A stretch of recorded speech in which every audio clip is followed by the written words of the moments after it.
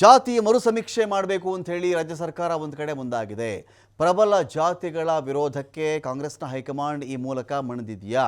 ಇಲ್ಲಿವರೆಗೂ ಏನು ಸರ್ವೆ ಆಗಿತ್ತು, ಇದನ್ನು ಸರ್ವೆ ಅಂತ ಕರೀಬೇಕಾಗತ್ತೆ ಹೊರತು ಸಮೀಕ್ಷೆ ಅಂತ ಕರೀಲ್ಲ. ಒಬ್ಬೊಬ್ಬ ರಾಜಕಾರಣಿ ಒಂಥರ ಕರೀತಾರೆ. ಕೆಲವರು ಸಮೀಕ್ಷೆ ಅಂತಾರೆ, ಕೆಲವರು ಇದು ಗಣತಿ ಅಂತಾರೆ, ಸೆನ್ಸಸ್ ಅಂತಾರೆ. ಇದು ಬಹಳ ಡಿಫ್ರೆನ್ಸ್. ಕ್ಯಾಸ್ಟ್ ಸೆನ್ಸಸ್ ಬೇರೆ, ಕ್ಯಾಸ್ಟ್ ಸರ್ವೆ ಬೇರೆ ಆಗುತ್ತೆ. ಯಾಕಂದರೆ ರಾಜ್ಯಗಳಿಗೆ, ಯಾವುದೇ ರಾಜ್ಯಗಳಿಗೆ ಒಕ್ಕೂಟ ವ್ಯವಸ್ಥೆಯಲ್ಲಿ ಜಾತಿ ಗಣತಿ ಮಾಡುವ ಅಧಿಕಾರವಿಲ್ಲ. ಜಾತಿ ಗಣತಿ ಮಾಡುವುದೇನಿದ್ರು ನಾನೇ ಮಾಡ್ತೀನಿ ಅಂಥೇಳಿ ಕೇಂದ್ರ ಸರ್ಕಾರ ಹೇಳಿತ್ತು. ಸಮೀಕ್ಷೆಗಳನ್ನು ಮಾಡಿಕೊಳ್ಳಬಹುದು, ಸರ್ವೆಗಳನ್ನು ಮಾಡಿಕೊಳ್ಳಬಹುದು. ಚುನಾವಣೆ ಬಗ್ಗೆಯೂ ಸರ್ವೆ ನಡೆಯುತ್ತೆ. ಚುನಾವಣೆಯಲ್ಲಿಯೂ ಕೂಡ ಸರ್ವೆಗಳಾಗ್ತವೆ. ಯಾವ ಪಾರ್ಟಿ ಗೆಲ್ಲುತ್ತೆ, ಯಾವ ಪಾರ್ಟಿ ಗೆಲ್ಲಲ್ಲ, ಯಾರಿಗೆ ಜಾಸ್ತಿ ಓಟ್ ಬರಬಹುದು, ಸರ್ವೆ.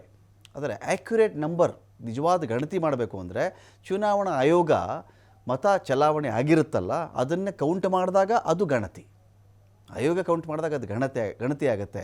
ಅದು ಮಾತ್ರ ಅಧಿಕೃತವಾಗುತ್ತೆ. ಗೆದ್ದವರ್ಯಾರು ಸೋತವರ್ಯಾರು ಹೇಳೋದು. ಸೊ ಹಾಗಾಗಿ ಇಲ್ಲಿ ಮತ್ತೆ ಒಂದು ಸಮೀಕ್ಷೆಗೆ ರಾಜ್ಯ ಸರ್ಕಾರ ಒಂದು ಕಡೆ ರೆಡಿ ಆಗ್ತಾ ಇದೆ.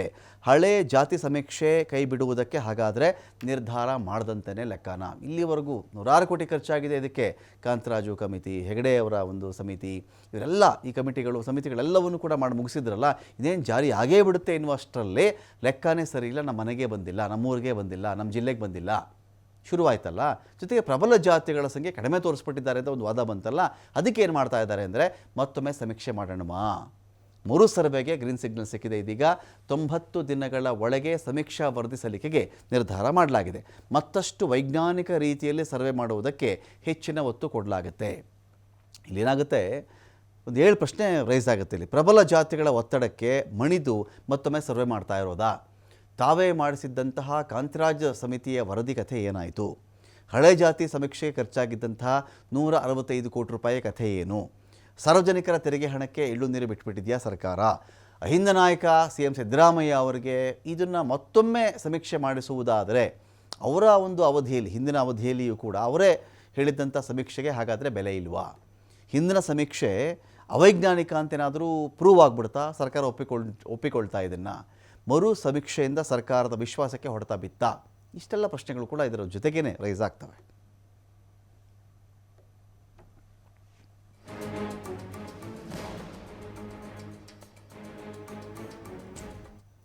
ರಾಹುಲ್ ಗಾಂಧಿ ಜೊತೆ ಜಾತಿ ಸಮೀಕ್ಷೆ ಬಗ್ಗೆ ಚರ್ಚೆ ಆಗಿದೆ. ಜಾತಿ ಸಮೀಕ್ಷೆ ಬಗ್ಗೆ ಕೆಲವರು ಅಪಸ್ವರ ಎತ್ತಿದ್ರು.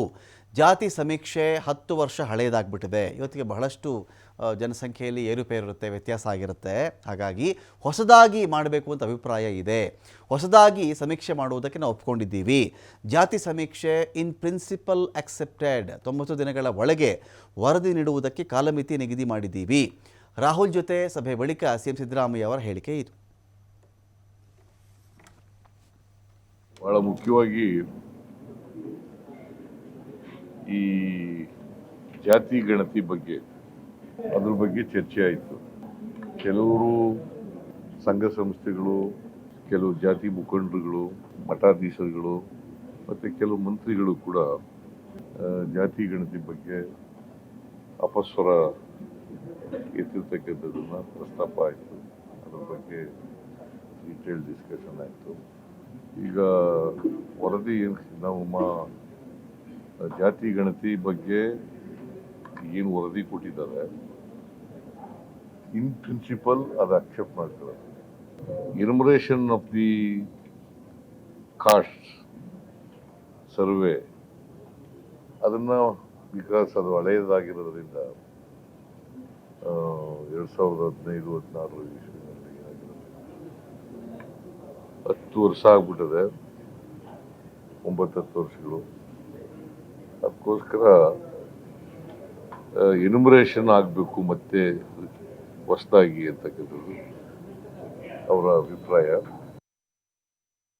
Basically 2-3 issues came out during the discussion.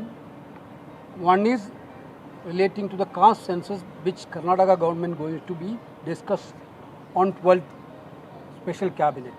In caste census issue, Congress party is thinking that whatever Karnataka government has done on caste census, that has to be agreed in principle. But there are some apprehension from some section of the communities and people by the Karnataka government 10 years before. The data has been little bit old. Therefore, we are suggesting to the Chief Minister, Congress party suggested to the Chief Minister, do a re-enumeration process within stipulated time, like 60 days, 70 days, 80 days, whatever Chief Minister and government is thinking, do a re-enumeration on Veerashaiva Mahasabha ಮರು ಸರ್ವೆಯನ್ನು ಸ್ವಾಗತ ಮಾಡಿದೆ. ಇಲ್ಲಿ ಜಾತಿ ವಿಚಾರಕ್ಕೆ ಸಂಬಂಧಪಟ್ಟಂತೆ ನಾವು ಜಾತಿ ಗಣತಿಗೆ ವಿರೋಧ ಮಾಡಲೇ ಇಲ್ಲ. ಕಾಂತರಾಜ ಸಮಿತಿಯ ವರದಿ ಇತ್ತಲ್ಲ, ಆ ವರದಿ ಅನ್ಸೈಂಟಿಫಿಕ್ ಅಥವಾ ಅವೈಜ್ಞಾನಿಕ ಅಂತ ನಾವು ಮಾತ್ರ ಮಾತಾಡಿದ್ವಿ ವಿನಃ ಜಾತಿ ನೆನೆಸಲೇಬೇಡಿ, ನೀವು ಗಣನೆ ಮಾಡಬೇಡಿ, ಕೌಂಟೆ ಮಾಡಬೇಡಿ ನಾವೆಲ್ಲೂ ಹೇಳೇ ಇಲ್ಲ. ಅದನ್ನು ಕಾಂಗ್ರೆಸ್ ನಾಯಕರಿಗೂ ಕೂಡ ನಾವು ವಿವರಿಸಿದ್ದೆವು. ಹಲವು ಬಾರಿ ಮನವಿಯನ್ನು ಕೂಡ ನಾವು ಕೊಟ್ಟಿದ್ದೆವು. ಈಗ ಮರು ಸಮೀಕ್ಷೆ ನಿರ್ಧಾರ ಸ್ವಾಗತಾರ್ಹವಾಗಿದೆ.